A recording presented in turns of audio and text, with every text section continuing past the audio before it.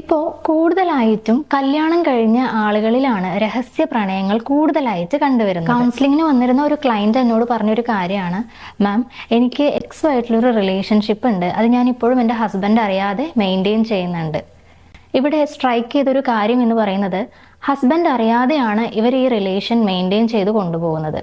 അതുകൊണ്ട് തന്നെ ഇവർക്ക് എക്സുമായിട്ടുള്ളൊരു റിലേഷൻഷിപ്പ് ഉള്ളത് കൊണ്ട് തന്നെ ഇവരുടെ ഹസ്ബൻഡുമായിട്ടുള്ളൊരു ഇമോഷണൽ കണക്ഷൻ ഒരിക്കലും ഉണ്ടാകുന്നില്ല എന്ന് വേണം നമ്മളിവിടെ മനസ്സിലാക്കാൻ.